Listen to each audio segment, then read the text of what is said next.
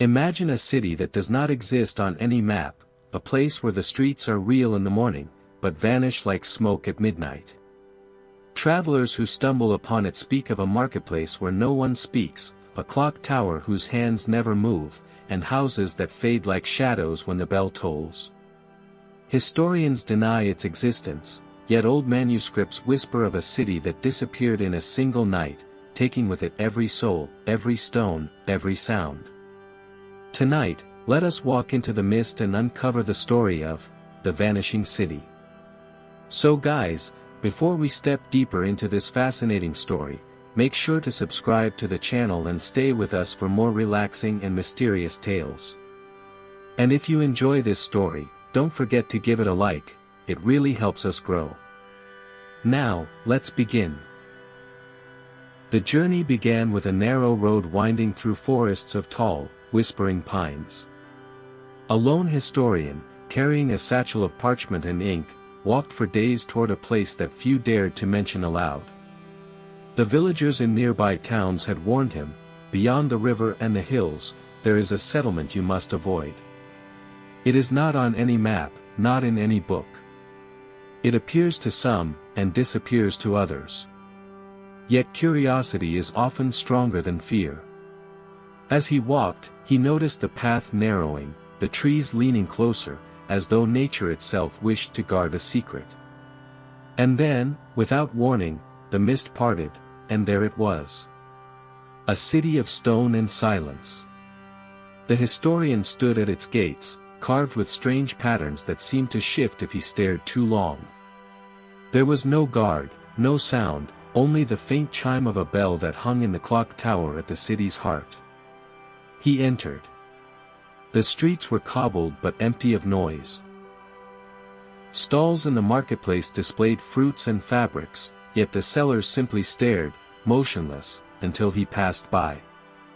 When he turned back, it felt as if they hadn't been there at all. He shivered, clutching his satchel.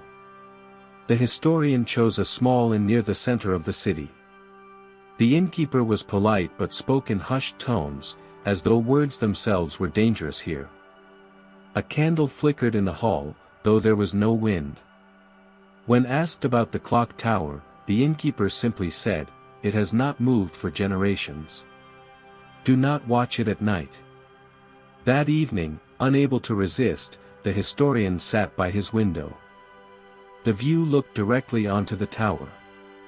Its hands were frozen at 12, but he felt as though they were trembling, just slightly, like a held breath.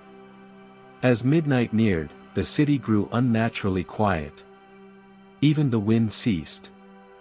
Then, the bell struck once. The sound echoed through stone and bone alike, and the historian felt a heaviness descend upon him. Slowly, the houses across the street began to blur, their outlines fading as if they were painted in water and someone had brushed them with their hand. People walking below vanished mid-step, dissolving into the mist. By the third toll, the entire street was gone. Only the tower remained, and its frozen hands glowed faintly in the dark. The historian stumbled back, trembling. Was it dream, or reality? He dared not look again until morning. When dawn returned, so did the city. The stalls were once again filled with goods, the houses stood solid, and the people moved about as though nothing had changed. The historian asked a passerby about the midnight bells, but the man only stared blankly and said, "The bell has not rung in my lifetime." This contradiction gnawed at him. He began to wander deeper into the city, sketching symbols etched onto walls. The carvings resembled constellations, spirals, and shapes that reminded him of ancient calendars. He noted especially a recurring spiral pattern, one that drew inward, like a vortex. At the library, a dusty chamber lit by narrow windows, he searched the shelves. Every book crumbled at his touch, except one. It was a ledger of names, residents of the city, written in delicate script. But the final pages were blank, except for a single line, "The city remembers itself, even when others forget." That night, when the bell struck again, he decided he would not hide. He would stand in the square and witness the vanishing with his own eyes. The historian wrapped his cloak tighter around his shoulders as midnight crept closer. The square, once busy with merchants and wandering children, now lay still beneath the pale glow of the moon. Shadows stretched unnaturally long, crawling across the stones as though alive. He positioned himself beside the fountain at the center, its waters shimmering faintly though no stars could be seen above. The first toll of the bell struck. A deep, resonant sound, neither metallic nor earthly, it seemed to hum directly inside his chest. He gasped, steadying himself against the cold stone. Around him, the city began to change. Windows darkened even where candles had burned seconds ago. Doors closed on their own with heavy thuds. The faces of passers-by melted into fog, their outlines wavering before dissolving completely. The second toll rolled out, softer but more haunting. The fountain beside him stilled. The water froze mid-drip, suspended like glass in the air. The historian, wide-eyed, touched a droplet. It did not move, as though time itself had paused in that moment. And then, with a soundless shiver, the statues surrounding the fountain disappeared, their marble bodies swallowed by the mist as if they had never existed. When the third toll echoed, the buildings surrounding the square trembled, their edges fading. Walls lost solidity, beams of wood turned transparent, and one by one, entire streets vanished into nothingness. What remained was the clock tower, defiant and immovable, its hands still frozen at 12. Yet tonight, he saw something different, the faintest twitch of the minute hand, a movement so slight he wondered if exhaustion had fooled him. Alone in the emptiness, the historian felt the air grow heavier. His breath misted before him though the night was not cold. From somewhere deep within the mist, whispers began, low voices, countless, overlapping, like forgotten prayers carried by wind. He strained to understand them, but the words slipped away each time he thought he recognized a phrase. Heart pounding, he took a step closer to the tower. The whispers grew louder. Then, clear and sharp, one voice separated itself from the chorus, speaking directly into his mind. Leave before you are remembered. His knees weakened. The city had not only vanished, it had spoken. The historian could barely steady himself after hearing the voice. It had not come through the air, but rather straight into the marrow of his bones. His first instinct was to run, back through the gates, back to the forests, back to the world of certainty. Yet something stronger held him in place, curiosity, that unshakable hunger for truth. He told himself, if the city wants me gone, then it fears what I might learn. The square lay silent, the outlines of buildings gone, leaving him in a vast, mist-covered plain.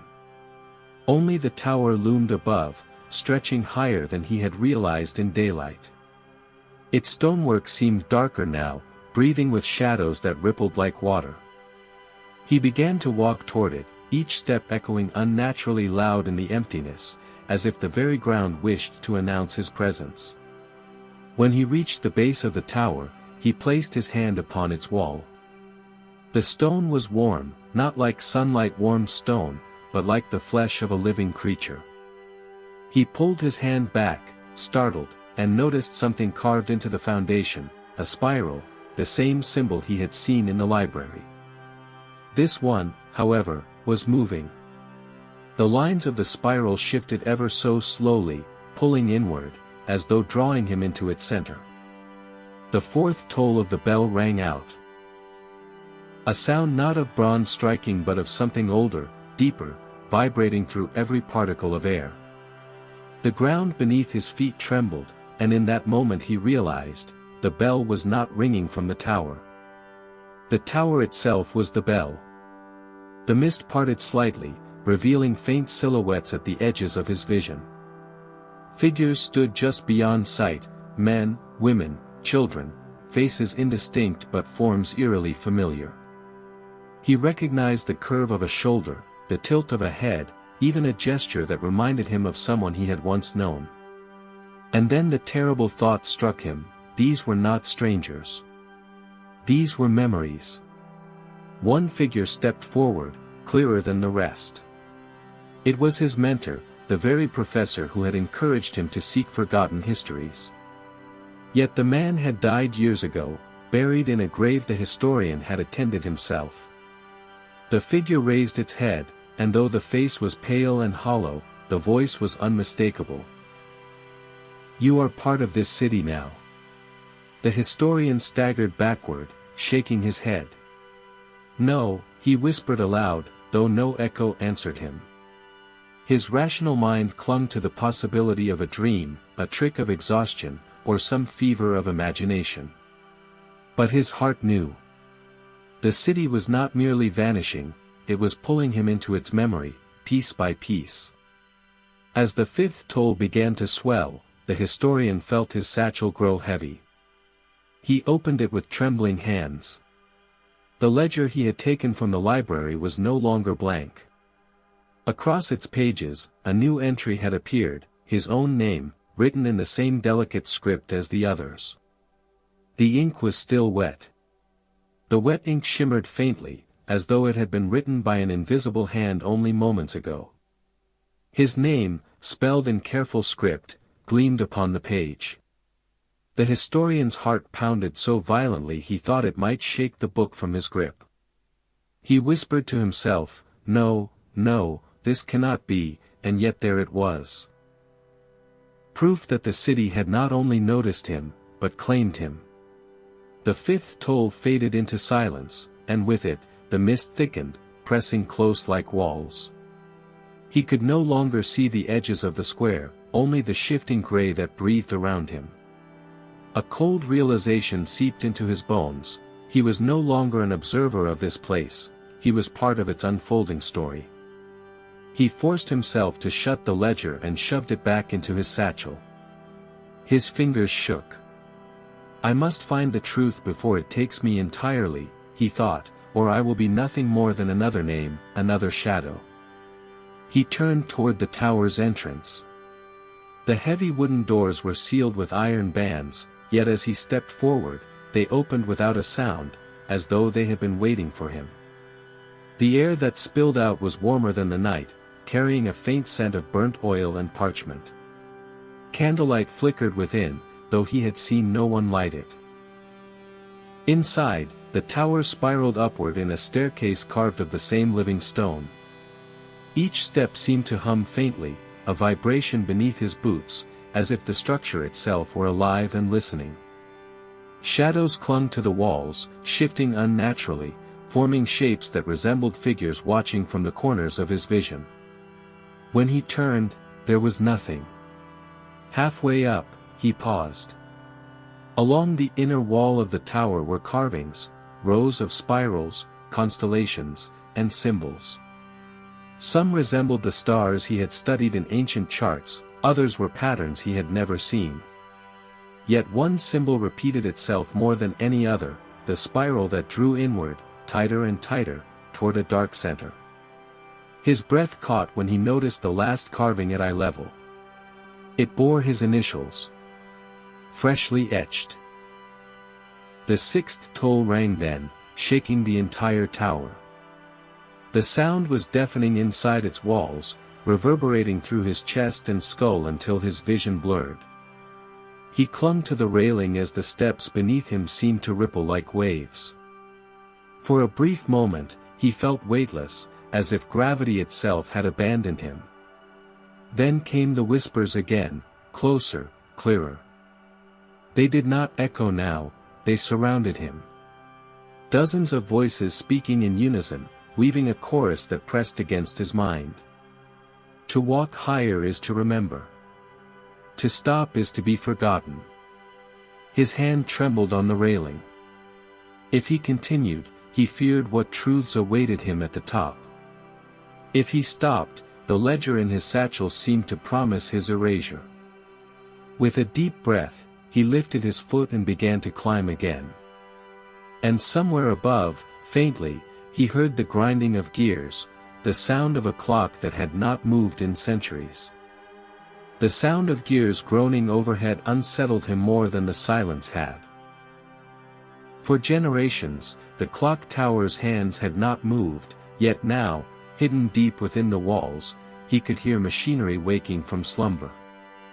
Each creak and grind echoed down the spiral staircase, vibrating through the stone as though the tower itself were drawing breath. The historian pressed his palm against the wall, half expecting to feel cogs turning beneath the surface. Instead, the stone pulsed faintly, like a heartbeat. He pulled his hand away, trembling. "This tower, it is not only a structure," he whispered. "It is alive." Step by step, he climbed higher. The candlelight followed him, though he carried no flame. Every time he turned the spiral, another lantern glowed to life just ahead, as if guiding, or perhaps luring, him upward. He dared not look down. The air grew warmer, yet thinner, as though he were ascending not into a tower but into another realm. Halfway to the next landing, the whispers returned. Not distant this time, but at his ear, soft and insistent. "Remember, or be unmade." He stumbled, clutching the railing. Images surged into his mind, unbidden, scenes of a city alive with music and laughter, children playing in sunlit courtyards, merchants shouting prices across a bustling market. For an instant, he saw it whole, untouched, vibrant.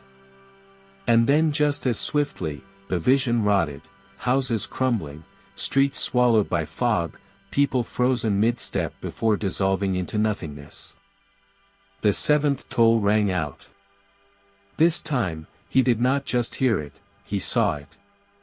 The air itself rippled, concentric waves of sound radiating outward from the tower's unseen heart. His satchel jolted violently against his side. He opened it and gasped. The ledger's pages fluttered on their own, stopping at the most recent entries. His name, still wet with ink, now glowed faintly. Below it, fresh letters appeared, forming a second name. He stared, horrified, as he read it. It was the name of a friend, someone alive, far beyond these forests, far from this place.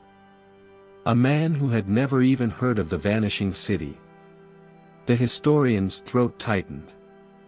If the ledger could claim another name from the living world, then the city's reach extended far beyond its misty borders. This was not a prison, it was a net, cast wide across time and memory. His hands shook as he slammed the book shut. The staircase groaned beneath him, and for a moment, he thought it might collapse entirely. But the candles ahead burned brighter, almost urging him on. And deep above, faint yet undeniable, he heard the ticking of a clock that had not ticked for centuries. Somewhere higher, the truth awaited. But the truth, he feared, might not let him leave.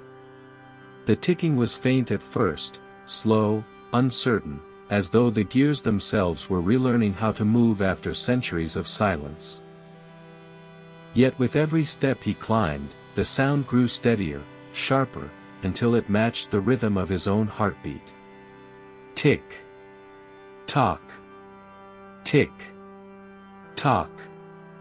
Each note seemed to bind him tighter to the tower's will. The historian's legs ached, but he dared not pause.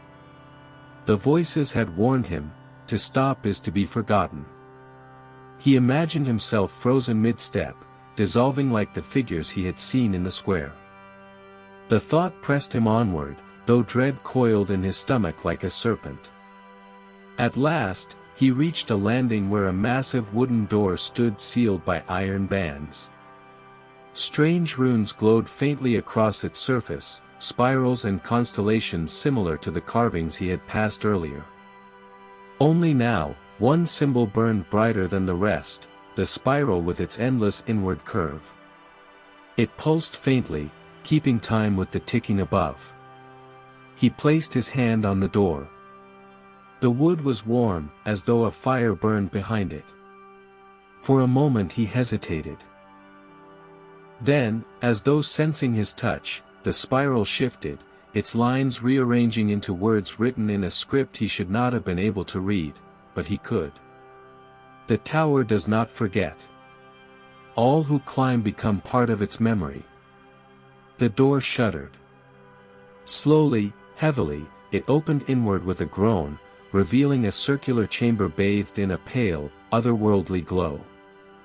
The walls shimmered as though coated in liquid silver, reflecting faint images of people, streets, entire landscapes that rippled across their surface. Each image lasted only a moment before fading into another, like fragments of memory drifting across water. At the center of the chamber stood a pendulum. It swung slowly, impossibly large, suspended from the unseen heights above. With each swing, the images on the walls froze, then shifted again, as if the pendulum's rhythm dictated what could be remembered and what must be forgotten. The historian stepped inside, breath shallow. As he did, the walls changed. The reflections no longer showed strangers, they showed him. Scenes from his own life flashed around the room. His childhood home. The library where he had studied as a boy. His mentor, alive and smiling.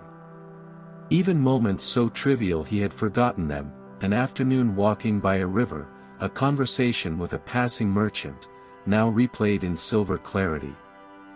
He staggered back, overwhelmed. "Why are you showing me this?" he whispered.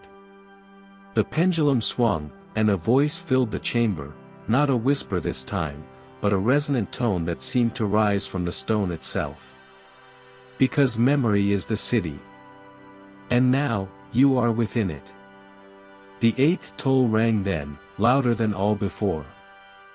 The chamber shook, and every image on the walls dissolved into a single one, a vision of the city, whole and radiant, yet teetering on the edge of collapse. The pendulum froze mid-swing. The silence that followed was unbearable. And then, the ticking resumed, faster, sharper, as though time itself had begun to run out. The ticking quickened until it no longer matched the steady rhythm of a clock but instead mimicked the frantic pulse of a frightened heart. The chamber trembled faintly, silver ripples running across its walls like disturbed water. The historian pressed his back against the stone, staring at the pendulum frozen midair. Its stillness felt unnatural, as though time itself had caught its breath. Then the walls shifted again. The images that had shown his own life blurred, rearranging into something unfamiliar yet eerily connected. He saw ancient streets, paved not with stone but with glowing symbols. He saw towers that pierced clouds, built not by human hands but by forces far older. He saw crowds of people walking in unison, their faces expressionless, their eyes reflecting the same spiral he had seen carved into the tower's foundation. The historian's throat tightened. These were not his memories, nor anyone else's that he knew. They were fragments of another age, an age that should not exist. The ninth toll rang, low and heavy. The chamber darkened, and the pendulum swung once, cutting the air with a sound like the tearing of cloth. The silver walls now showed only one vision, the city itself, not as he had seen it, but as it had once been. It was alive. Children ran through bright plazas. Bells rang from every corner, not with doom but with joy. Merchants called out their wares. The historian felt warmth radiating from the vision as though he stood within it himself. But the longer he watched, the more he noticed something strange. The faces. Each face was the same. Not identical in every detail, but bearing the same eyes, the same expressionless calm. Every man, woman, and child mirrored one another. Even their laughter sounded uniform, hollow, like echoes in a vast cave. The vision shifted suddenly. The sun above dimmed. The bells faltered. One by one, the people froze where they stood, their bodies fading into mist. Streets began to unravel like thread, buildings dissolving into the gray fog that crept inward from every corner. The joyous city collapsed in silence, leaving only the tower. The pendulum stilled again, and the voice returned. The city remembers its birth. It remembers its fall. And it will not release what it holds. The historian's legs weakened, and he dropped to his knees. His satchel slipped open, the ledger falling onto the stone floor. Its pages turned without wind, stopping at his name once more. This time, however, there was more. Beside his name, new words had appeared, witness of the ninth toll. His breath caught. The book was not only recording him, it was chronicling his place in the tower's ritual. The ticking above grew sharper still, and in the silence between ticks, he realized something dreadful. The pendulum was not counting time forward. It was counting him down. The historian's hands trembled as he stared at the ledger, its pages flickering under some unseen wind. Witness of the ninth toll. The word seemed to pulse, alive with meaning he could not yet grasp. The pendulum above swayed slightly, casting long shadows across the walls, and with each swing, the silvered reflections of the city shimmered, twisting into shapes both familiar and alien. He forced himself to stand. Every instinct screamed at him to flee, yet his feet moved toward the tower's spiral staircase once more. The voice echoed softly, almost coaxing, almost warning. To ascend is to remember. To descend is to be forgotten. The historian swallowed his fear.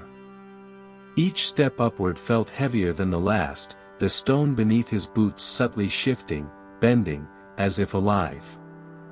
The air vibrated with whispers, many voices, some pleading, others laughing faintly, but none were human. They were the memories of the vanished city itself, stored like echoes in the tower's very walls. Halfway up the next flight, he reached a landing where the wall opened into an alcove filled with ancient artifacts, broken clocks, cracked mirrors, and strange instruments that hummed with energy. He moved cautiously, touching a gear larger than a wagon wheel. The moment his fingers brushed it, the pendulum above swung violently, sending ripples through the chamber. Images erupted on the silver walls all at once. He saw the city in its full splendor, but it was alive in a way he could never have imagined. Every face was unique now, laughing, crying, dancing, working, but each individual's life seemed to loop endlessly, repeating in patterns he could feel more than see. He realized with a shiver that the city itself had consciousness. It preserved moments, memories, emotions, and it hungered for new ones. The 10th toll struck. Unlike the previous strikes, this one resonated directly in his mind, bypassing ears entirely. It was sharp, commanding, and inescapable. Will you give yourself to remember, or will you resist and be unmade? He staggered, clutching the railing. The historian understood that this tower, this city, demanded participation. It did not merely observe, it consumed the will of those who dared witness its truths. If he stopped climbing, if he refused, he might vanish entirely, erased from history as if he had never existed. Somewhere above, beyond the reach of his candlelight, the next level awaited. And with it, perhaps, the city's ultimate secret, why it vanished, who had created it, and whether anyone had ever truly left its bounds alive. With a trembling breath, he lifted his foot onto the next step, the sound of the pendulum ticking faster behind him, and pressed onward. Each step upward felt heavier than the last, as if the staircase itself resisted his passage. The historian's breath came in shallow bursts, and his legs ached with exhaustion, yet something deeper than fear drove him onward, a strange mix of curiosity and awe. The city below had vanished again into its perpetual mist, leaving him alone in the tower's inner spiral. The walls of the staircase shimmered faintly in the candlelight, revealing fleeting images of moments that were not entirely his own. A child laughing in a courtyard he had never visited. A market bustling with merchants who never existed in any historical record he had studied. A solitary figure staring out of a window, gazing directly at him before dissolving into fog. Each image was vivid, almost alive, yet intangible, like a dream just beyond reach. The pendulum above continued its relentless swing, each tick echoing in the historian's chest. With each movement, he felt pulled, not just physically but mentally, towards something larger, something infinite. The tower was not merely a building. It was a living archive, a memory engine, and he, its unwilling participant, was being assimilated into its endless chronicle. At the next landing, the hallway stretched farther than it should have. Doors lined the walls, carved with spirals and constellations, each unique yet eerily similar. He pressed his hand against one door and felt warmth radiating through the wood. A whisper came from within. "Open and remember, or close and be forgotten." Against every instinct warning him to flee, he slowly turned the handle. The door creaked open to reveal a room filled with mirrors, not ordinary mirrors, but ones that seemed to ripple like water. His reflection stared back, yet each mirror showed him differently, older, younger, joyous, terrified.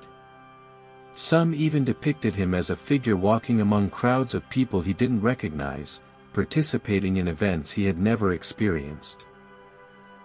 The historian felt a wave of vertigo. His reflection moved independently of his own movements, guiding him through scenes of a city he thought he understood. And then, one mirror pulsed, brighter than the others, revealing an image of the square below. There, the city's residents moved in perfect synchrony, their expressions calm yet hollow, each footstep echoing in unnerving unison. The 11th toll rang through the tower, louder than before. The sound reverberated through the mirrors, through the walls, through him. His reflection in the pulsing mirror turned toward him, lips moving silently, and he understood without hearing. "You cannot leave until you see it all." A chill ran down his spine. The historian realized that the vanishing city was not simply a place lost to time, it was a living archive, a sentient memory that demanded witnesses.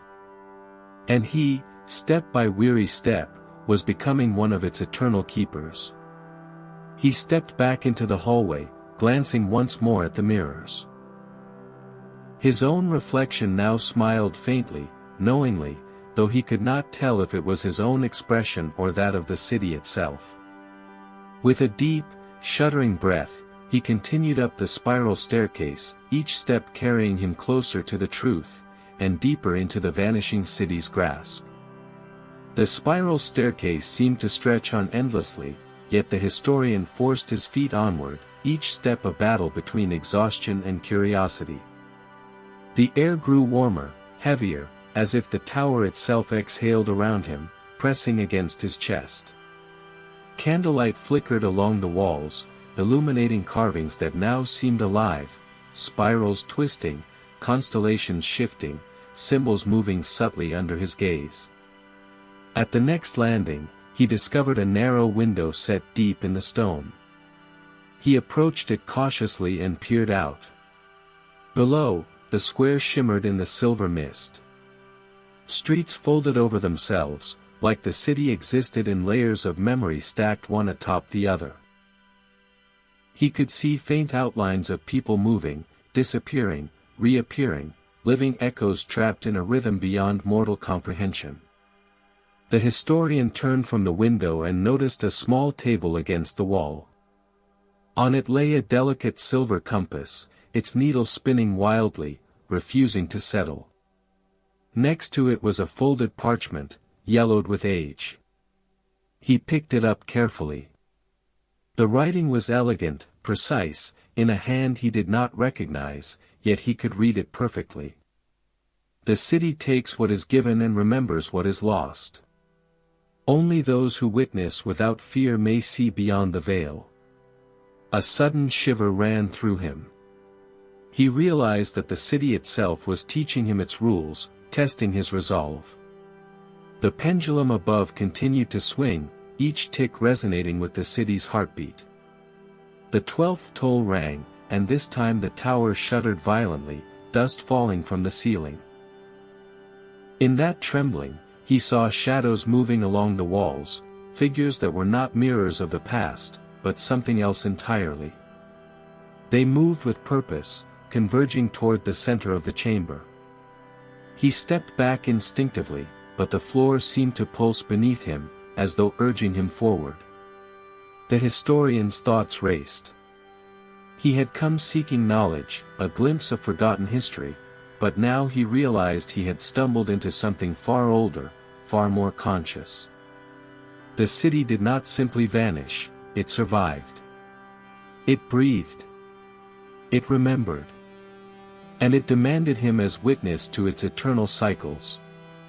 He gripped the railing tighter and continued upward, each step taking him closer to the core of the tower, and closer to the city's ultimate secret. Somewhere above, in the heart of the pendulum's swing, lay the answer to a question he could not yet fully ask: why did the city vanish, and why did it pull him into its memory? The 12th toll faded, leaving a suffocating silence. Only the gentle pulse of the tower remained, counting down, or counting him. The historian's legs trembled with fatigue, yet the spiral staircase before him seemed to demand his presence. Each step echoed faintly, reverberating against the stone walls as if the tower itself were alive and aware of every movement. The air grew thicker, carrying a faint scent of parchment and iron, mingled with something undefinably ancient, like the memory of countless centuries. Reaching the next landing, he found a small alcove filled with hourglasses. Sand poured upward in some, downward in others, flowing in impossible directions. Each hourglass glowed faintly, and within the grains of sand he saw fleeting images, the city in different eras, people appearing and vanishing, streets forming and unforming. Time here did not follow the ordinary rules, it looped, twisted, and folded in on itself, creating a tapestry of memory and repetition. As he observed, one hourglass pulsed brighter than the rest. Leaning closer, he noticed that the sand inside formed the outline of a spiral, the same spiral that appeared throughout the tower. Then, with a subtle tremor, the grains of sand shifted, coalescing into symbols that seemed almost to write themselves in midair. Words appeared, glowing faintly. The watcher becomes part of the watch. The city keeps those who see. A chill ran through him. Every instinct screamed to run, but the city would not allow it. The pendulum above swung steadily, each tick like the beat of a heart larger than any human's, larger than any tower could contain. The historian realized the tower's movements were not mechanical, they were biological, a pulse of memory and awareness that encompassed the entire vanishing city. The 13th toll struck. The sound resonated directly in his chest, vibrating through bone and sinew. With each reverberation, the hourglasses around him rattled and spun faster, sand flowing in chaotic, impossible directions. He staggered, clutching the railing. The whispers returned, stronger now, circling him in a chorus of countless voices. To witness is to live again. To falter is to fade. He realized the city was teaching him, testing him. Each toll, each pulse of the pendulum, forced him to confront the rhythm of the city, to synchronize his own mind and body with its strange, timeless heartbeat. If he faltered, he would not merely be lost, he would be erased, becoming yet another shadow in its eternal memory. Determined, he pressed onward. Higher and higher he climbed, each step a battle against both gravity and the oppressive weight of the city's consciousness. And above, the pendulum continued to swing, carrying the city's secret toward a revelation he both feared and longed to see. The 13th toll faded, leaving only the quiet hum of anticipation, a promise that the next moment would reveal something irreversible. The historian's hands ached from gripping the railing, but he forced himself onward, step by step, each one echoing softly in the spiral stairwell. The tower felt alive beneath his feet, vibrating with a rhythm that was neither mechanical nor purely auditory. It resonated directly with his senses, threading his pulse with the heartbeat of the city itself. At the next landing, he discovered a narrow corridor lined with tall, arched windows. Beyond them stretched the city, or rather the layers of memory that composed it. Streets overlapped like translucent veils, rooftops shimmered and blurred in and out of existence. He could see marketplaces bustling, fountains flowing, people walking. But every figure repeated gestures endlessly, like a film running in a loop. The historian shivered. Even time here was a ghost. In the center of the corridor rested a large, circular table, etched with intricate carvings of spirals and constellations. Upon it lay a set of delicate instruments, compasses, sextants, and strange orreries whose gears moved without touching one another. One orrery caught his attention. It spun in slow, deliberate motions, showing the city itself as if it were contained within its brass gears. Each street, each building, each individual was represented by tiny figures of brass, frozen in perpetual motion. He leaned closer, tracing a tiny figure with his finger, only to see it vanish, replaced by another in mid-step. A sudden realization struck him: the city was not just alive, it was self-perpetuating. Every memory, every action, every soul, even those long vanished, was preserved, replayed endlessly within the tower. The 14th toll rang through the spiral staircase, deeper and more resonant than any before. The pendulum's swing grew faster, casting long shadows across the corridor.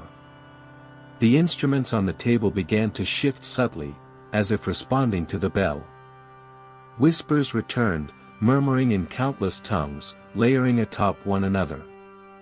To see is to be. To pause is to dissolve. The historian's knees weakened. He realized he was no longer merely observing the city, he had become part of it. Every heartbeat, every step, every thought was being absorbed, catalogued, woven into the city's infinite memory. Yet he pressed on.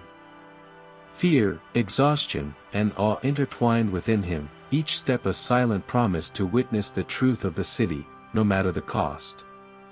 And somewhere above, beyond the reach of the faint candlelight and spinning orreries, the tower's deepest secret awaited, a revelation that could consume him or set him free. The corridor ended in a doorway of carved stone, the spirals twisting inward, glowing faintly as if breathing. Beyond it, a faint golden light spilled forth, pulsating gently. The historian stepped toward it, his heart hammering, knowing that with the next step, he would enter the very heart of the vanishing city. The historian paused at the threshold of the golden light, feeling its warmth wash over him. It was unlike any sunlight he had ever seen, soft, yet all-encompassing, as if it carried centuries of memory within its glow. Shadows danced along the edges of the doorway, twisting and turning like living smoke, hinting at forms just beyond comprehension. Stepping forward, he found himself in a vast circular chamber. The walls shimmered like molten silver, reflecting countless images, some of people, some of places, some of events he could not immediately comprehend. Everything appeared to move in slow motion, yet time itself seemed suspended. The air was heavy but intoxicating, filling his lungs with the scent of parchment, wet stone, and a faint undertone of something ancient, something alive. At the center of the chamber, the pendulum loomed larger than he had imagined. Its swing was rhythmic, hypnotic, resonating with a sound that bypassed his ears and pressed directly against his mind. Each tick and tock seemed to echo through every fiber of his being, compelling him to focus, to witness, to remember. Around the pendulum, faint outlines of figures hovered. They were memories, the lives of those who had walked these streets, who had lived and vanished, whose stories had been absorbed by the city. They moved without sound, enacting fragments of their lives again and again, eternally replayed for the tower's observation. Some appeared joyful, some fearful, some utterly ordinary. Yet all shared the same hollow clarity, as if existence itself had been distilled into a single purpose, to be remembered. The 13th toll struck. The sound resonated directly in his chest, vibrating through bone and sinew. With each reverberation, the hourglasses around him rattled and spun faster, sand flowing in chaotic, impossible directions. He staggered, clutching the railing. The whispers returned, stronger now, circling him in a chorus of countless voices. To witness is to live again. To falter is to fade. He realized the city was teaching him, testing him. Each toll, each pulse of the pendulum, forced him to confront the rhythm of the city, to synchronize his own mind and body with its strange, timeless heartbeat. If he faltered, he would not merely be lost, he would be erased, becoming yet another shadow in its eternal memory. Determined, he pressed onward. Higher and higher he climbed, each step a battle against both gravity and the oppressive weight of the city's consciousness. And above, the pendulum continued to swing, carrying the city's secret toward a revelation he both feared and longed to see. The 13th toll faded, leaving only the quiet hum of anticipation, a promise that the next moment would reveal something irreversible. The historian's hands ached from gripping the railing, but he forced himself onward, step by step, each one echoing softly in the spiral stairwell. The tower felt alive beneath his feet, vibrating with a rhythm that was neither mechanical nor purely auditory. It resonated directly with his senses, threading his pulse with the heartbeat of the city itself. At the next landing, he discovered a narrow corridor lined with tall, arched windows. Beyond them stretched the city, or rather the layers of memory that composed it. Streets overlapped like translucent veils, rooftops shimmered and blurred in and out of existence. He could see marketplaces bustling, fountains flowing, people walking. But every figure repeated gestures endlessly, like a film running in a loop. The historian shivered. Even time here was a ghost. In the center of the corridor rested a large, circular table, etched with intricate carvings of spirals and constellations. Upon it lay a set of delicate instruments, compasses, sextants, and strange orreries whose gears moved without touching one another. One orrery caught his attention. It spun in slow, deliberate motions, showing the city itself as if it were contained within its brass gears.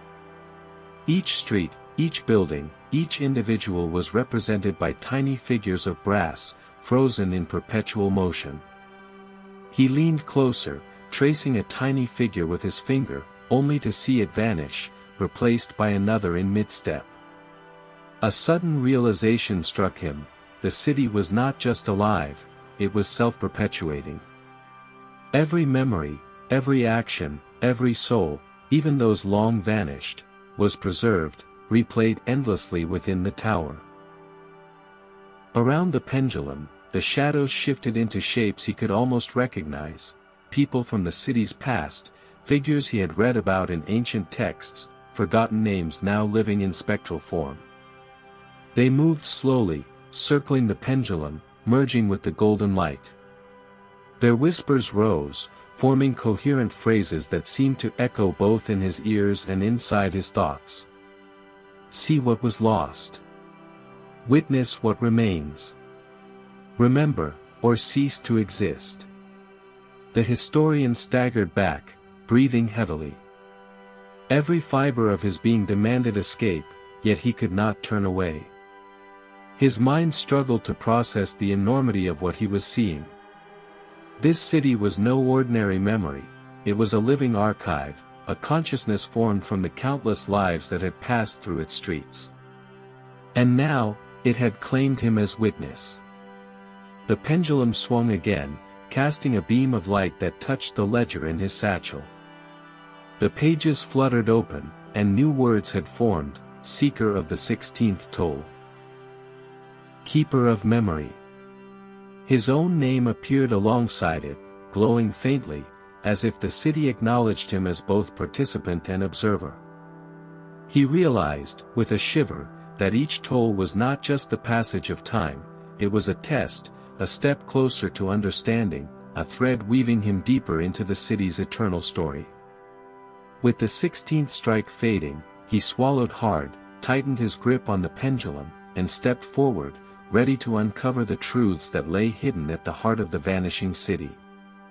The historian's hand lingered on the pendulum, feeling the subtle vibration of its swing echo through his very bones. The golden light in the chamber pulsed faintly, like a living heartbeat, casting rippling reflections of the city's memory across the silver walls. Every shadow seemed to move with purpose, not random but deliberate, guiding him closer to the center of the city's enigma.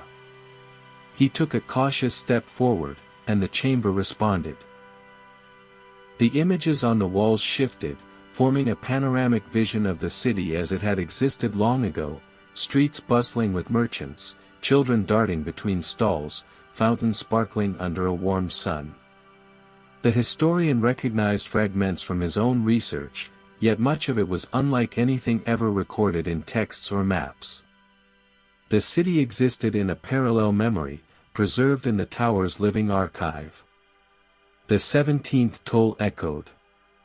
Unlike the previous tolls, it did not simply reverberate through stone, it seemed to pulse in time with his heartbeat.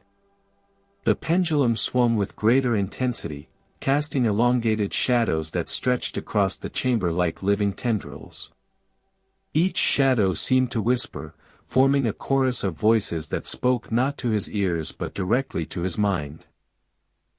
Observe. Understand. Become part of the memory.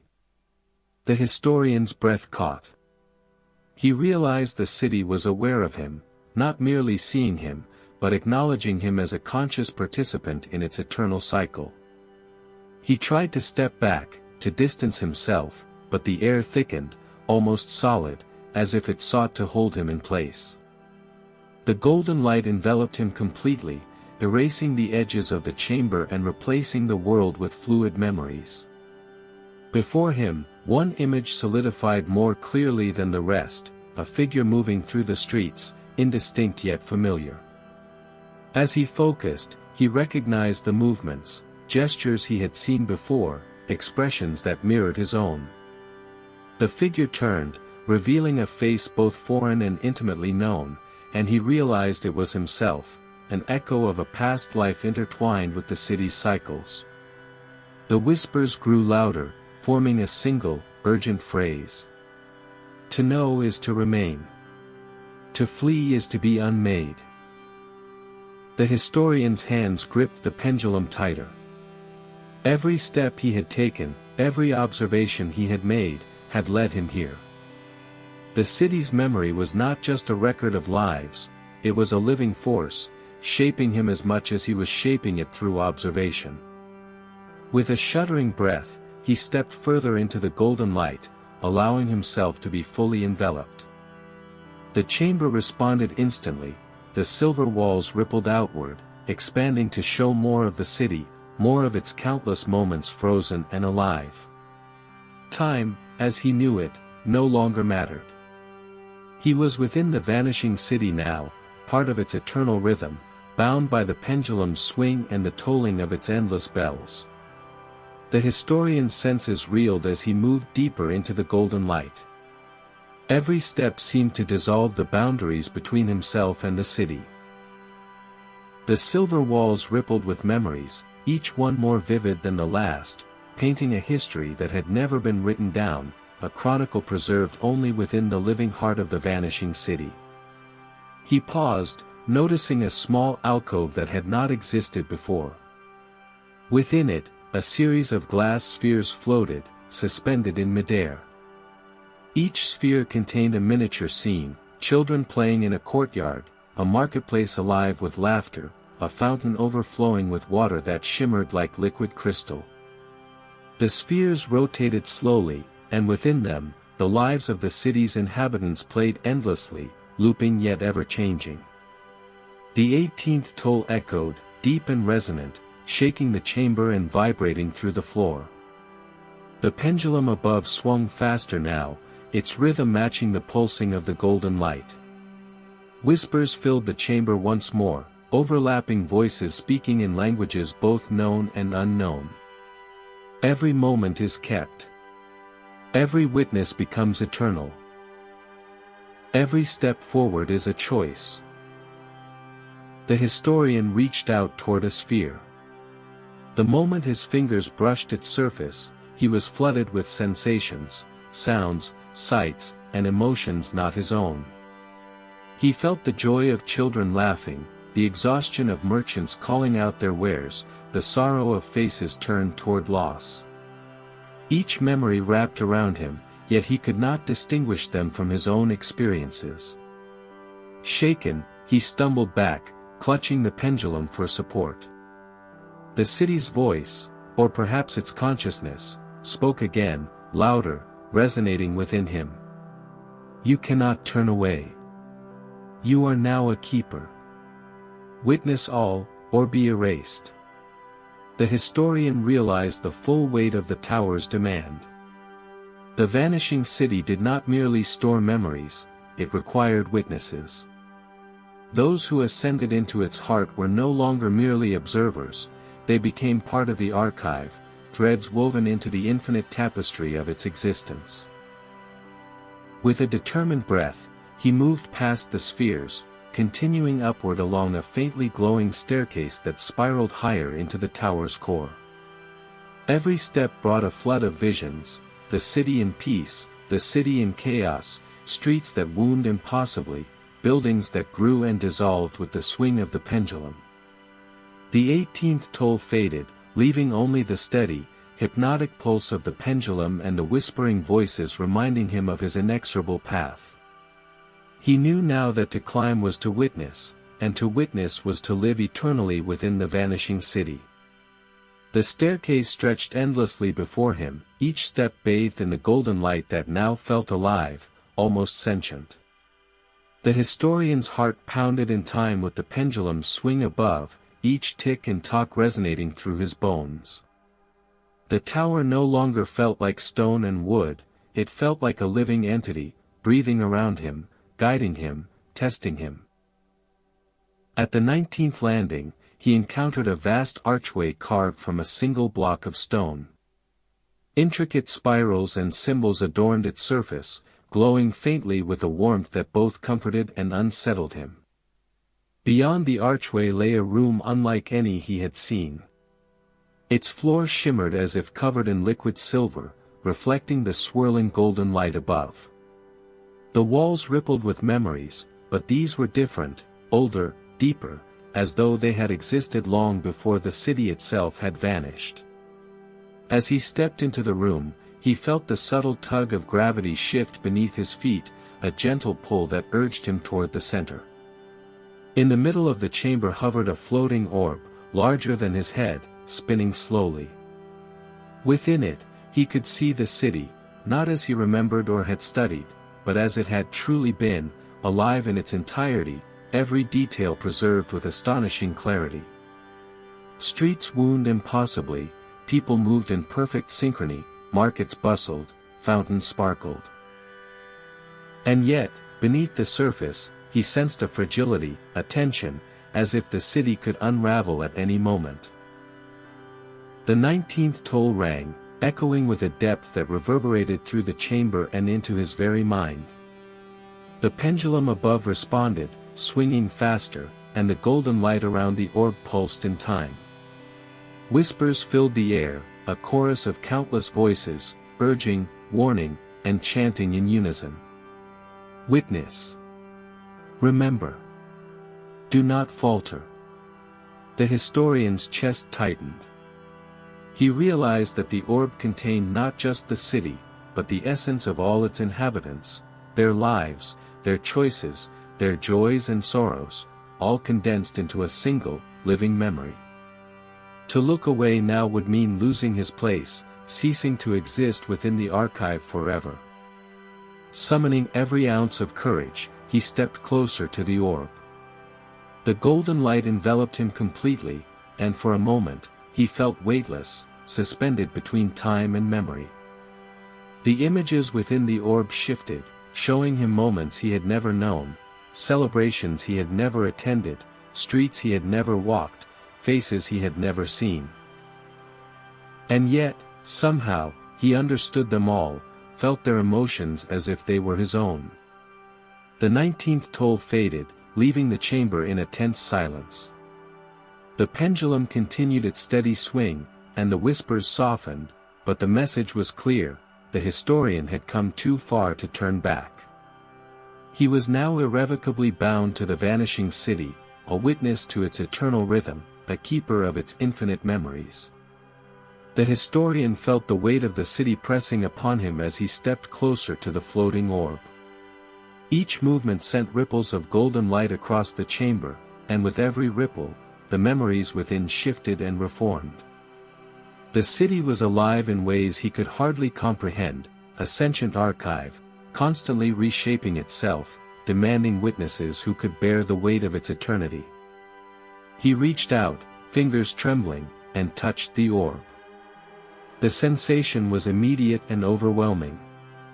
Streams of light entered his mind, carrying sounds, scents, emotions, all interwoven into a tapestry of life. He could feel the laughter of children, the bustling of the market, the sorrow of those lost to time. Every heartbeat of the city pulsed through him, and for the first time, he understood the true scale of what he had entered. The 20th toll rang, resonating not just through the tower but through his very soul. The pendulum above swung with renewed force, and the golden light of the orb brightened, bathing him in warmth and terror simultaneously. The whispers returned, layered and insistent. To witness fully is to join. To falter is to vanish. To look away is to be forgotten. The historian's knees buckled under the weight of the experience, but he forced himself to remain standing. He realized now that the city's vanishing was no mere disappearance, it was preservation. It had preserved itself, its people, its stories, in a living memory that demanded acknowledgement, observation, and participation. He moved around the orb, trying to take in as much as possible. Each angle revealed new details, rooftops that twisted impossibly, streets that wound in fractal patterns, people whose lives played out endlessly in loops yet subtly changed with each cycle. The city was a living paradox, both eternal and fragile, both present and vanished. The pendulum swung higher, casting elongated shadows that intertwined with the golden light. The historian felt the city's pulse in his chest, syncing with his own heartbeat. The ledger in his satchel quivered, as if aware of his proximity to the orb, its pages flipping to reveal new words: bearer of the 20th toll, keeper of memory, witness eternal. A chill ran through him. There was no turning back. To ascend further, to witness more, meant to bind himself ever tighter to the city. Yet some part of him, the part driven by curiosity, could not resist. He stepped closer still, letting the orb's light envelop him entirely, ready to uncover more of the vanishing city's secrets. The 20th toll faded, leaving only the rhythm of the pendulum and the whispers, a constant, insistent reminder that he was now part of the city, and that the true story had only just begun. The historian's vision blurred as he let the golden light of the orb wash over him. Each pulse of its illumination carried fragments of the city's countless lives, intertwining with his own memories until he could no longer tell where he ended and the city began. The chamber seemed to expand, stretching infinitely in every direction, a vast archive of time and consciousness. He moved slowly around the orb, noticing details he had missed before. Tiny streets curled impossibly, forming spirals that seemed to descend into themselves, while marketplaces shimmered like mirages, filled with faces that blinked in and out of existence. Some faces were joyous, others sorrowful, but each carried a weight, the weight of being remembered, of existing within the city's eternal memory. The 21st toll rang, a resonant vibration that reverberated through the chamber and into the historian's very bones. The pendulum above swung with renewed intensity, casting flickering shadows that twisted across the walls like living tendrils. Whispers filled the air once more, layered and complex, urging him forward, guiding him deeper. To witness fully is to understand. To resist is to vanish. To step forward is to merge. The historian's hands shook as he reached out again, this time brushing across the surface of the orb. A shock of sensation flooded him, images, sounds, and emotions pouring directly into his mind. He saw festivals he had never read about, quiet moments of reflection he could not place, and streets teeming with life both ordinary and extraordinary. Each memory was vivid, tangible, as if he were walking through it himself. And then he noticed something new. Within the swirling city, a figure moved differently from the others. It walked deliberately, pausing, turning, observing, like a guardian, a watcher, or perhaps a guide. The historian's heart leapt. Was this a memory, a spirit, or something else entirely? He could not tell. Yet something deep within him recognized it, a sense of inevitability pulling him closer. The 21st toll faded, leaving the chamber bathed in a quiet hum of golden light. The pendulum's swing slowed slightly, almost as if it were watching, waiting for the historian to make his next move. He took a deep breath and stepped closer to the figure within the orb, drawn by curiosity, awe, and an unshakable sense that the city's deepest secret, its heart, its memory, its very soul, was waiting for him just ahead. The historian's steps echoed softly as he moved closer to the mysterious figure within the orb. Each step seemed to ripple through the golden light, sending vibrations that coursed through the chamber, through the pendulum, and into his own chest. The figure paused, turning slowly to face him, yet its features remained indistinct, blurred, almost like smoke caught in sunlight. And yet, he felt a strange familiarity, as if he had known this presence long before he ever entered the tower. The 22nd toll rang out, deeper and more resonant than before, shaking the floor beneath his feet. The pendulum above swung violently in response, casting long, moving shadows that stretched across the walls like living fingers. The golden light pulsed, and for a moment, the historian felt as if the entire chamber were breathing, alive and aware of his every thought, his every movement. The whispers returned, layered and insistent, flowing through him like a river. To approach is to understand. To hesitate is to be forgotten. To merge is to witness eternity. The orb's surface shimmered, and suddenly the city within it shifted. Streets he had seen looped in endless repetition now stretched infinitely in every direction, folding over themselves like a map being redrawn. Buildings rose and fell in seconds, people appeared and vanished, moments repeated endlessly yet with subtle differences each time. The historian realized that this was the city's true nature, a living chronicle, a memory that was both precise and infinite, eternally evolving. He took another step closer to the figure. As he did, the golden light coalesced around it, forming a shape, a face, a body, an entity, and the historian felt a pulse of recognition in his own mind. This was not merely a memory or a projection. It was the city itself, embodied, sentient, and aware of his presence. The 20-second toll faded, leaving only the low hum of the pendulum and the quiet thrum of golden light. The historian's breath caught. He realized that the figure was waiting for him to choose, to witness fully, to accept his place within the city's eternal memory, or to resist and risk fading from existence entirely. He stepped forward, drawn by a mixture of fear, awe, and an irresistible curiosity. The golden light enveloped him completely, and for the first time, he felt the full weight of the vanishing city's consciousness. Every memory, every life, every heartbeat that had ever existed within its walls pressed against him, yet he remained standing. The historian understood, with chilling clarity, that he was no longer merely an observer. He was becoming part of the city's memory, a living thread woven into its infinite tapestry. And beyond the figure, beyond the light, the deepest secret of the vanishing city awaited, something that would change him forever. The historian's feet felt rooted to the shimmering floor as he faced the figure within the orb.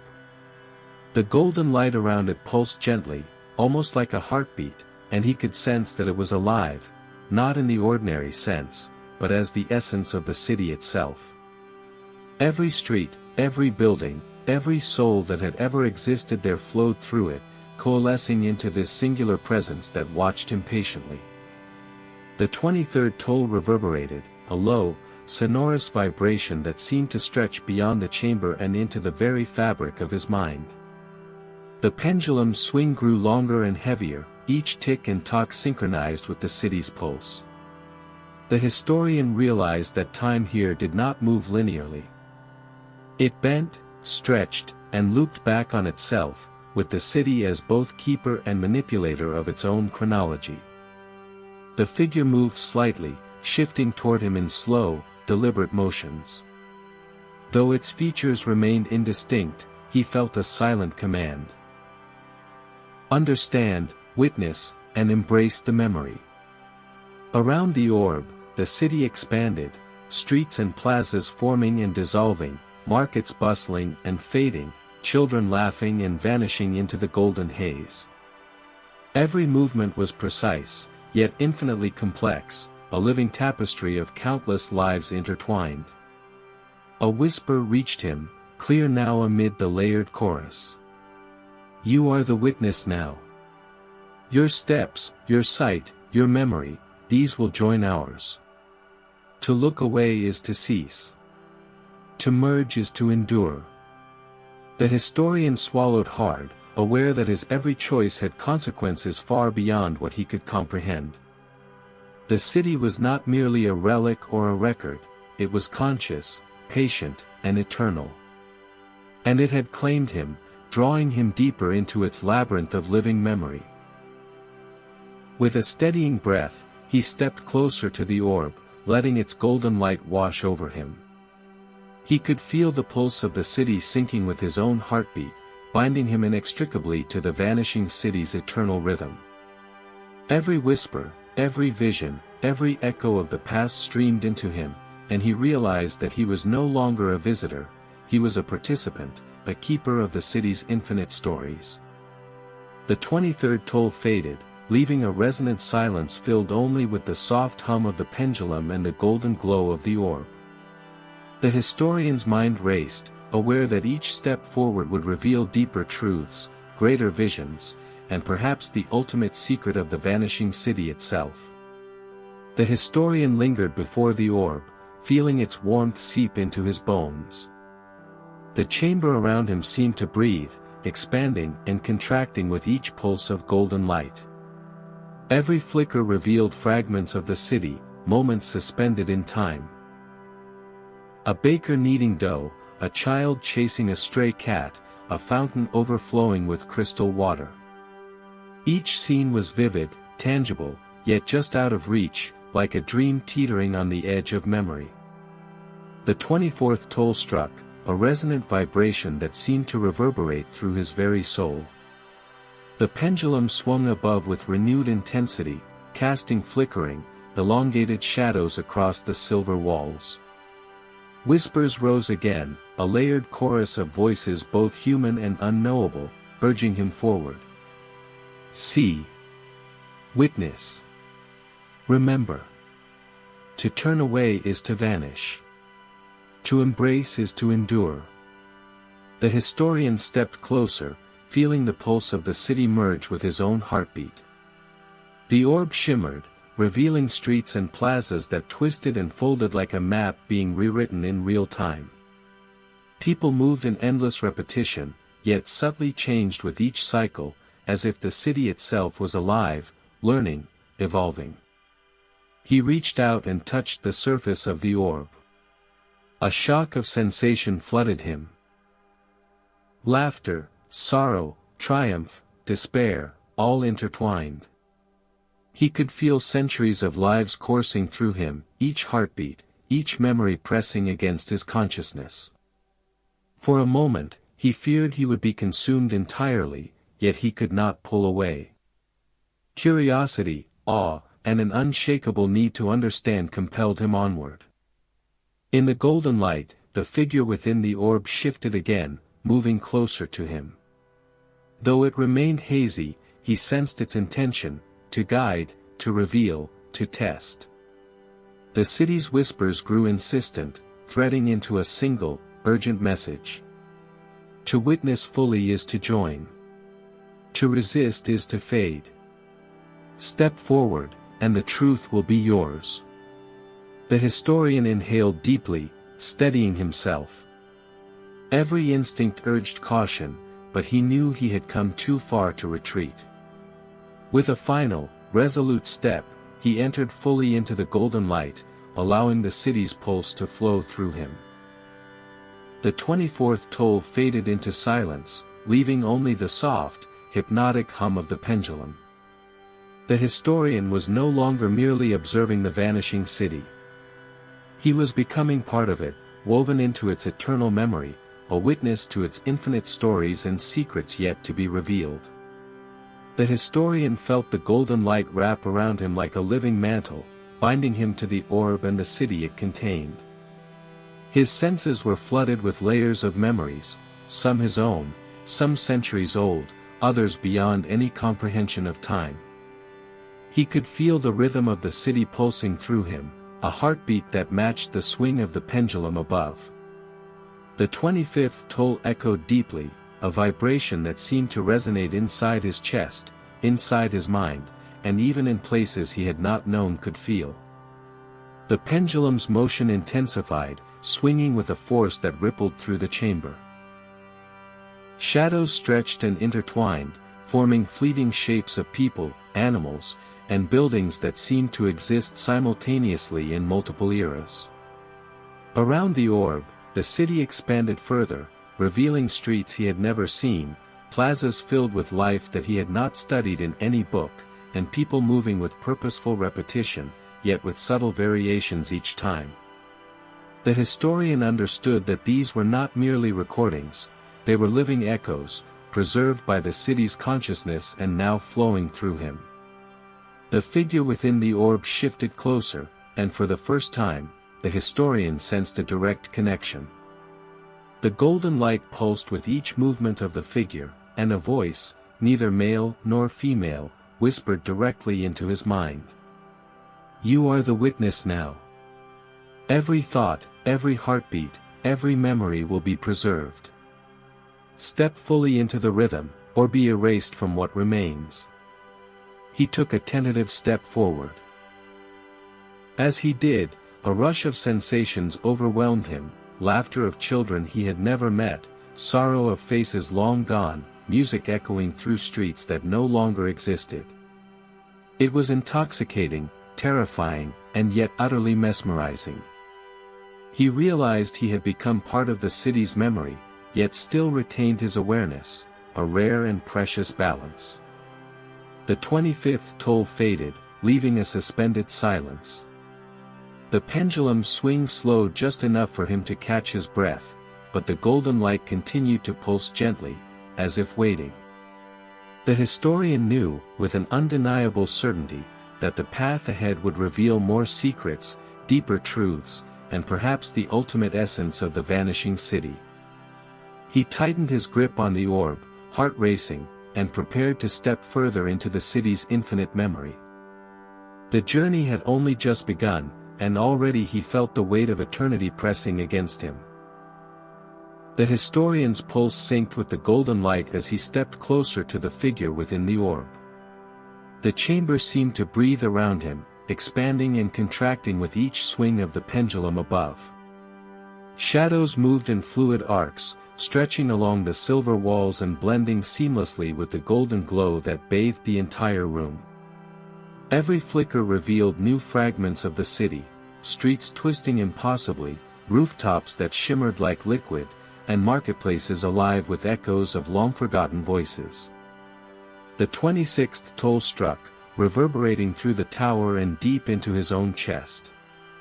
The pendulum responded with a violent swing, and the whispers returned, layered, urgent, insistent. Witness everything. Do not turn away. To resist is to vanish. To merge is to endure. The historian's legs trembled, but he forced himself to move closer to the floating figure. It shifted in response, light bending and refracting around it, forming subtle images within its glow. Glimpses of lives, streets, festivals, and tragedies long past. Each image seemed to reach out to him, tugging at memory and emotion, drawing him deeper into the city's consciousness. As he reached the orb's edge, he felt the city's pulse merge with his own heartbeat. Every memory, every whisper, every echo of the past streamed into him, and he realized that to step fully into the light was to become both observer and participant. He was no longer merely a historian, he was a witness bound to the city's eternal memory. The figure's glow intensified, forming a path forward within the orb itself. Streets folded toward him like ribbons, buildings rising and dissolving in impossible patterns, and he felt a gentle but irresistible pull guiding him onward. The 26th toll faded, leaving only the hypnotic rhythm of the pendulum and the persistent hum of the golden light. With determination tempered by awe, he took a deliberate step forward, letting the city's energy flow through him. The journey deeper into the vanishing city had begun in earnest, and with each step, he felt himself drawn closer to the heart of its secrets, the knowledge that had remained hidden for centuries, waiting for a witness who could endure. The historian moved deeper into the orb's golden light, feeling the city's pulse merge seamlessly with his own. Each step forward carried him further from the familiar laws of time and space, the chamber around him dissolving into a swirling panorama of streets, rooftops, and plazas, all alive yet suspended in a delicate balance between reality and memory. The 27th toll echoed, a vibration that reverberated through his chest and filled his mind.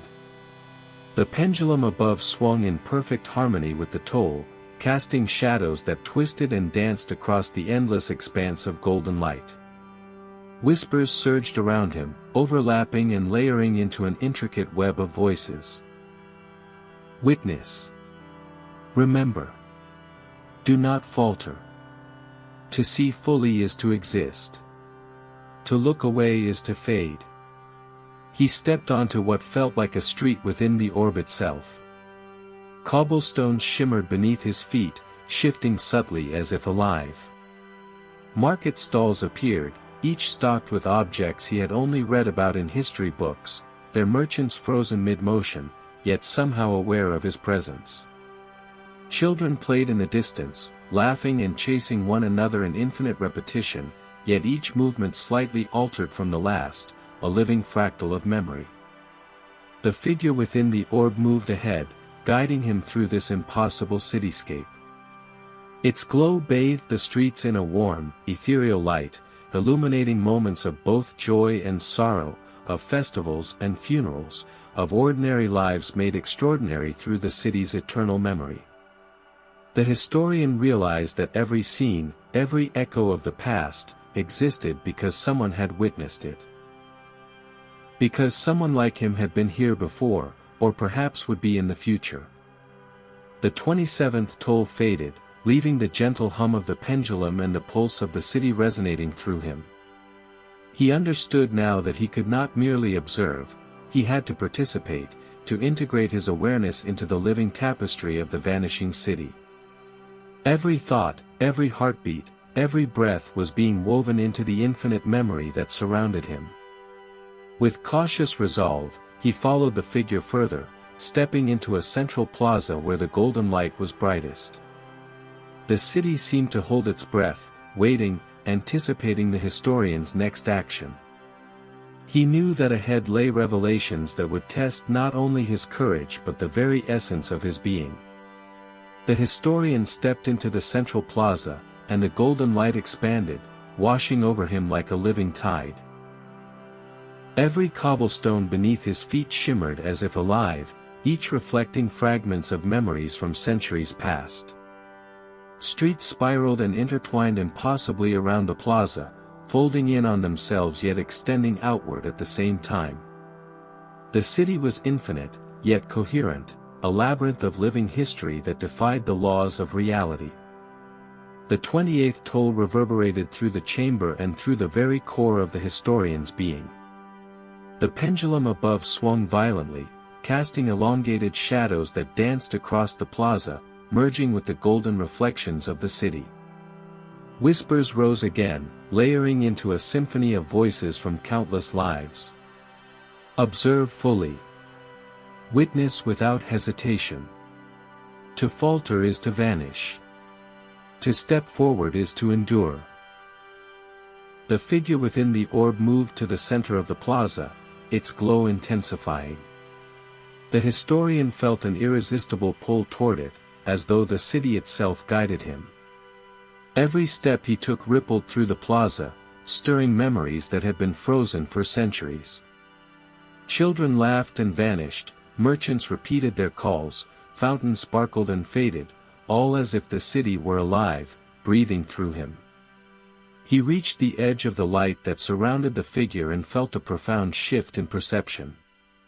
The memories around him no longer appeared as separate scenes but merged into a single, flowing stream of experience. Joy, sorrow, triumph, despair, all blended into a living tapestry, and he realized that the city's consciousness was now entwined with his own. The 28th toll faded, leaving only the soft hum of the pendulum and the pulsing golden light. He understood that he was no longer merely a visitor. He had become a participant, a witness, and a keeper of the vanishing city's infinite stories. Every heartbeat, every thought, every memory he possessed was now part of the city's eternal rhythm. Steeling himself, he took another step toward the figure, knowing that beyond it lay deeper truths, secrets that had been hidden for centuries, waiting for someone willing to witness fully, to endure the weight of eternity itself. The historian advanced cautiously, each step resonating with the golden pulse of the plaza. The light seemed to flow around him like liquid, brushing against his skin and seeping into his very soul. The city within the orb stretched endlessly, folding upon itself in impossible geometries, streets looping into spirals, rooftops glimmering with memories of countless generations. He could sense lives intersecting, overlapping, and repeating, each preserved meticulously by the city's conscious archive. The 29th toll struck, deep and resounding, vibrating through the chamber and synchronizing with the pendulum's swing. Shadows lengthened and intertwined with the golden glow, forming transient shapes, merchants frozen mid-sail, children mid-laughter, cats paused in mid-pounce. And through it all, the whispers surged, a chorus of the city itself. Witness. Remember. Participate. To resist is to fade. To embrace is to endure. The figure within the orb shifted, beckoning him closer. Unlike before, its form was slightly more defined, a humanoid silhouette, radiating light and warmth, yet still blurred at the edges. The historian felt a magnetic pull toward it, not just of curiosity but of necessity. Every instinct told him this was the key to understanding the city, its vanishing, and the intricate web of memories it held. He stepped fully into the golden circle surrounding the figure. The plaza around him responded, cobblestones shimmered brighter, fountains sparkled with renewed brilliance, and echoes of long-lost conversations filled the air. The memories became almost tangible, brushing against his mind with emotions both joyful and sorrowful. He could feel centuries of life compressed into an eternal now, and with it, the responsibility of being the city's witness pressed upon him. The 29th toll faded, leaving the soft, rhythmic hum of the pendulum. The historian's chest rose and fell with the pulse of the city itself. He realized that he was no longer merely an observer, he was becoming part of the vanishing city's living consciousness, entwined with its memories, a thread in its infinite tapestry. Summoning courage, he reached toward the figure, ready to step into the deeper truths of the city, the secrets that had waited for centuries to be witnessed fully. The historian's hand hovered just inches from the glowing figure, and a warmth radiated from it, enveloping him in a sensation that was both comforting and overwhelming. The golden light of the orb pulsed gently, as if it recognized his presence and welcomed him deeper into its memory. All around, the city shifted and swirled, streets bending and folding in impossible patterns, rooftops glinting like molten gold, and marketplaces alive with echoes of lives long past. The 30th toll struck, resonant and deliberate, vibrating through the chamber and synchronizing perfectly with the pendulum above. Shadows cast by the pendulum stretched and twisted across the shimmering plaza, forming fleeting images of people, some joyous, some sorrowful, living moments he had never witnessed, yet feeling intimately familiar. Whispers filled the air, an endless chorus of voices. To witness is to endure. To look away is to fade. To merge is to know. The figure shifted closer, its form becoming slightly clearer. Now, he could see the faint outlines of a face, neither fully human nor entirely abstract. Its gaze seemed to pierce through him, probing his thoughts, his fears, his memories. He realized that this was no mere guide, it was the essence of the vanishing city itself, testing him, inviting him to fully embrace the role of witness and participant. Steeling himself, the historian stepped fully into the golden light surrounding the figure. The city responded instantly. Streets bent and rose, fountains sparkled, and echoes of laughter, music, and conversation filled the air. Every fragment of memory pulsed and shifted, a living tapestry of centuries compressed into this single moment. The 30th toll faded, leaving only the gentle hum of the pendulum and the golden glow of the orb. The historian felt a profound connection forming between himself and the city, his heartbeat syncing with its pulse, his thoughts intertwining with its consciousness. He understood now that he was no longer a mere observer, he was part of the city's eternal memory, a keeper of its countless stories, bound to its rhythm for all time. With courage and awe, he reached out to the figure, ready to step fully into the heart of the vanishing city, where secrets older than any written record awaited him, waiting to reveal truths that had been hidden for centuries. The historian's hand finally touched the glowing figure, and a sudden surge of warmth coursed through his body, as if he had become part of the city itself. The golden light rippled outward, filling the chamber and expanding across the entire orb.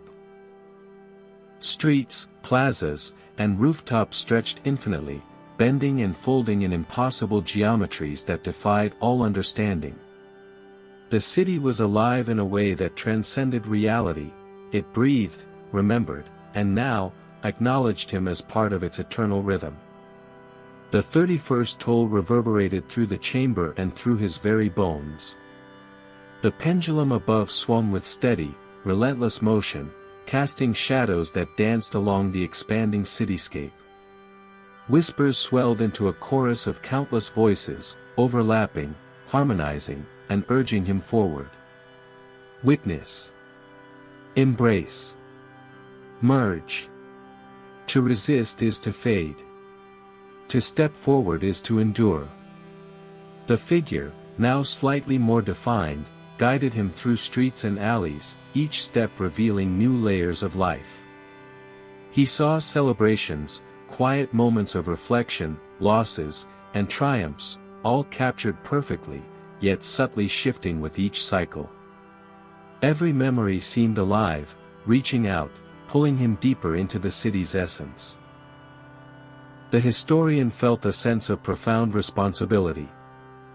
This was more than observation, it was participation. Each thought he had, every heartbeat, every movement was being recorded, integrated into the city's eternal memory. The orb pulsed in response, as if acknowledging his understanding and commitment. Ahead, a grand plaza emerged, larger than any he had seen. At its center stood a fountain, shimmering with liquid gold. Around it, countless memories played out like holographic echoes, moments of life, joy, sorrow, and the mundane, all preserved in intricate detail. He realized that the city did not judge these moments, it only demanded they be witnessed, remembered, and carried forward. The 31st toll faded, leaving the gentle, hypnotic rhythm of the pendulum and the soft pulse of golden light. The historian's breath synchronized with the city's pulse, and he understood fully, he was no longer merely a visitor. He was part of the vanishing city's living memory, a guardian of its stories, and a witness to its eternal unfolding. Summoning all his courage, he stepped further into the golden light, ready to uncover the secrets that had waited for centuries, hidden at the very heart of the city. So guys, how did you feel about tonight's story? Don't forget to share your thoughts in the comments below. And of course, make sure to subscribe to the channel so you never miss any of our upcoming bedtime histories. Stay well, stay safe, and good night.